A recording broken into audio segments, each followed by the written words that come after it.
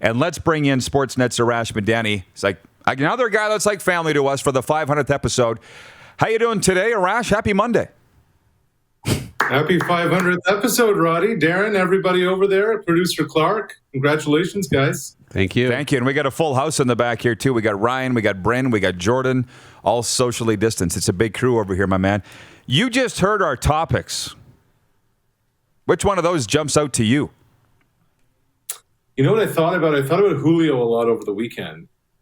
Because if there was a way that Green Bay wanted to appease their quarterback who was holding out, their quarterback who's pissed off because he feels that Green Bay's not putting enough skilled guys around him, enough dynamic impact players around him. Well, Julio Jones was there for the taking. And if the cost was, a second and a third, I don't know how much real good football Julio Jones has left. But for one season, this season, when you hosted the NFC title game, to me, it would make a lot of sense to go get him. The fact that they didn't, I could almost hear Aaron Rodgers saying, see, I told you, this is why I'm pissed off at them. Oh, amazing. Listen, we got to bring in the resident Titans expert, because it didn't seem, fan anyways. I don't know if you would call yourself an expert. What do you think about that? Do you think Green Bay would have been a better destination? He's a pretty happy guy here today. Of course, right? I bet he's very happy. I mean, yeah, but so the naysayers or the detractors would say Julio's finished, right? But I mean, he was on pace, I think, for 1,300 yards last year if he hadn't have been hurt. Is he done, or is he an upgrade? Because he's clearly an upgrade on what they have outside of A.J. Brown. Yeah, no, he's clearly an upgrade. He's not a number one receiver anymore. He's a number two. But if you can get Julio Jones for 12 of the 17 games this season, that probably keeps you out of the wild card game. And then that just opens things up. I mean, maybe staying out of the wild card game is a bit of a stretch with KC and Buffalo in there. But look, you have a 2,000-yard rusher, and suddenly now you're not one-dimensional. And that's massive. That's massive in an AFC East where Buffalo is, I really believe, poised to take over that conference, even with Patrick Mahomes and company, just because KC is about to hit the reality of, okay, now we have to really pay our quarterback. So Tennessee, to me, is still the number 3 team. But the gap between 1 and 3 has really shrunk, and the AFC is a real arms race right now. So jumping back to the NFC, as a dyed-in-the-wool Vikings fan, I think you still are and will be forever. How much are you enjoying the squalor in Green Bay? Because I watch ESPN every morning, man. They don't seem to be resolving this, They don't seem to be. Right, except we're going to find out real soon if Rodgers doesn't show up to the minicamp. This is where the rubber meets the road, because Mark Murphy, their president, has come out and said, well, there is now kind of division within the fan base. Not everybody's on Aaron's side. Not everybody's on our side. Here's the thing. Aaron Rodgers has no leverage. Aaron Rodgers is either going to show up or he's not going to play football.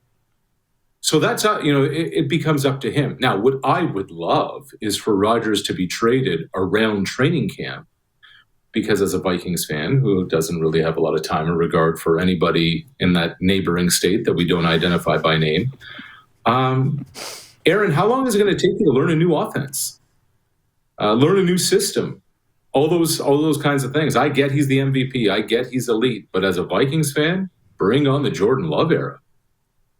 Hey, I got to ask you, just to switch gears on the Blue Jays for a second. I mean, 6 games out, entering a new week here. Tampa looks very hot, obviously.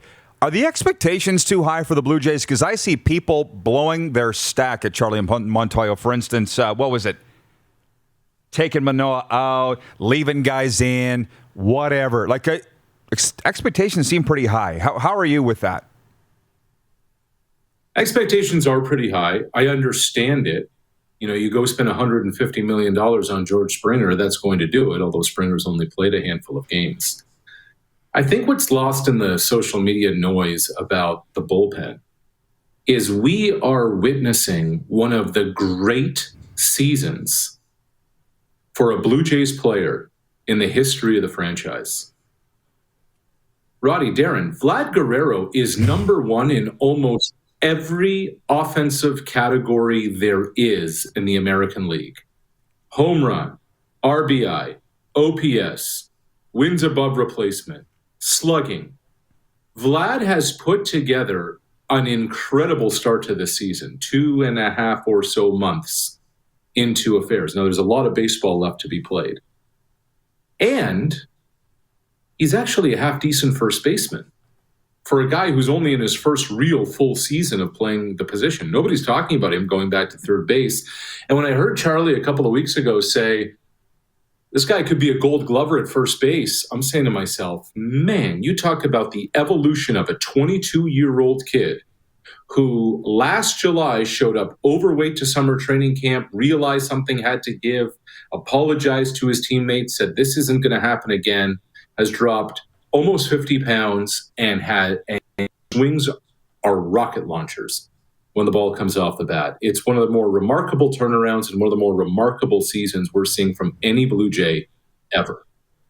Well, yeah, and that's why he adorns our desk here every day. We love us some Vladdy since the moment he showed up years ago. But John in Winnipeg says, Arash, why are the Jays so Jekyll and Hyde? Great one day, not so much the next. Pitching, anything specific? Would you go along with that assessment? Well, yeah, it's baseball. I mean, your different starters are going to do different things. Steven Matz himself is Jekyll and Hyde. One start, he looks to be the Steven Matz of 2015, and then the next start, he's not. Looks like Ross Stripling has kind of turned the corner. I think he was tipping his pitches a little bit. They made a tweak to his delivery. They're hiding the ball a little bit more. But this much is certain. This Blue Jay team, as it's constructed now, will not be the Blue Jay team of August and September. Roddy, I am convinced that the Blue Jays are going to go make some noise in the trade market. Now, I don't know what they're going to go do. I don't know who they're going to go get. It's still very early in that process. The trade deadline's 7 weeks away. But this is a team in an AL East that is up for grabs. The division is not strong. The Yankees are a shell of what they used to be. Boston has a good record. I don't see this being sustainable for the rest of the season. It's not sustainable for 162. And the Blue Jays had a tough schedule to open things up. If they continue to even play 500 baseball or a little bit more, it would not surprise me leading into the deadline if Ross Atkins and Mark Shapiro go make moves. Lastly, I read this June 14th final direction edict from the CFL to the players as a drop-dead date. I don't know if you feel that I've misread that or not. What's your take on the status of the CFL as we sit here delayed into June, as they say we're working towards an August 5th kickoff?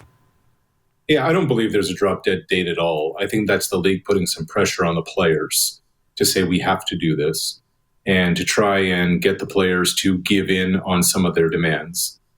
Roddy, are you telling me that if they can kick the tire down the road until June 21st and start on August 12th, they wouldn't?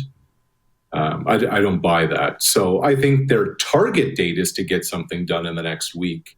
But at no point do I believe that is an actual drop-dead date. I think it's all part of the negotiation, just like we've seen with CBAs. You can put a line in the sand, but the beauty of the sand is you can then put another line in the sand right beside it. And so I think that's what we're talking about right here. It's sad for the fans because I talk to them every day being on this yo-yo. Can't imagine what the players and coaches are going through. I mean, they tell me, but it's worse even than what they say. The players especially, Roddy, the players especially, the coaches are still being paid. The administrators are still being paid. Now, I get that they've taken pay cuts. Don't get me wrong. But there is at least some money going into their pockets. A handful of guys got signing bonuses from signing, in the off season. But for the most part, the players haven't gotten much of anything. And so those are the people you have to think about. And then how much are they willing to further give up to play a much shortened season? That's another question. there's a lot of people that think the players won't agree to the pay cuts. I think that they will because they just want to play. We're seeing careers evaporate right in front of our eyes.